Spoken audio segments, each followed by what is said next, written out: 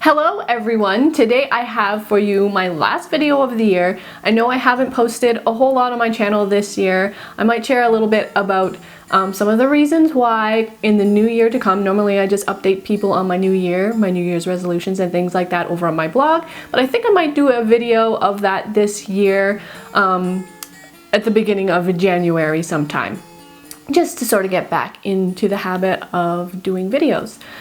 So this is the last video of the year, and this video is a little late for DIY Christmas cards, although you can use it for next year. But these designs are really great for sending out New Year's cards. Not a lot of people think to do New Year's cards, but I think it's a really great idea because it allows you a little extra time to get those season's greetings out there to anybody who you wish to send them to. And I think you can send these out into the first week of the new year, and that's perfectly fine. So I hope that you guys really like this video. If you do, make sure you click the thumbs up below and make sure to subscribe to my channel for more videos and click the bell icon to get notified each time I do upload a new video. To start, I'm just going to discuss a little bit about paper and some other materials for the video and my other DIY card videos, just because I get a lot of questions about that. And then we'll get straight into the tutorial. So let's go talk about those things now. So I'm going to discuss some paper options here just because I get a lot of questions on my other DIY card videos about paper. And if you're not interested in listening or seeing this part, then you can skip right on ahead to the Christmas card tutorials. For this tutorial, I'm using this really affordable watercolor paper here. I got this pad at Walmart. This one is not quite as thick as the paper I use when I'm doing my own art. This one's only 90 pounds, but it serves the purpose and it's thick enough for cards. But what you'll want to make sure to find is acid-free. This will ensure that your cards will last for a long time. If you'd like to use a little bit better quality paper and you like a little bit more of a smooth finish, you can go with the hot press finish paper, which won't have the usual watercolor paper texture to it. It's extremely smooth if that's something that you would prefer. And again, this pad is the same size, 9 by 12, but it's 140 pound paper, so quite a bit stiffer than the less expensive pad. And this pad here comes in a block form where it is sealed on two ends. That way you can paint in the block itself and it will have the same effect. When your painting's dry, you'll end up with a nice flat card. If you do prefer a paper that does have that traditional watercolor look and texture, you'll want to look for a pad that is cold pressed. Now this pad is quite a bit more expensive, and again this one is 140 pounds and 9 by 12. This is also a block pad where all four sides are sealed and there's just a small gap where you can fit a knife, palette knife, or whatever you choose to separate your page from the rest of the pad once your painting is dry. And again, that feature allows you to paint directly on the pad, let it dry, and then you end up with a nice flat painting or card. It just all depends how much money you want to invest into your card making, and the less expensive Walmart pad is perfectly fine, and despite its low cost, is a decent quality. So the first thing I've done is prepared a couple sheets of watercolor paper on a piece of masonite board, securing them to the board with masking tape all the way around. This will help so that when you're applying wet paint to the paper and it tends to become ripply, once it dries, it will dry flat without ripples. If you paint it without securing it to a board, then the ripples will tend to stay in the paper. So next I'll just show you the paints I'm using. These are more of a student grade watercolor paint and less expensive than a more professional kit. But again, they work quite nicely if you're just doing a card here or there, now or then. And I'll have links to these products down in the description of the video for you guys. The other thing I recommend for this tutorial is to have either some white gouache or a white jelly roll pen, and that's just to add a little bit of snow and a little bit of accent to some of our cards. So now I'm going to stop talking so that we can get started on painting our DIY Christmas or New Year's cards.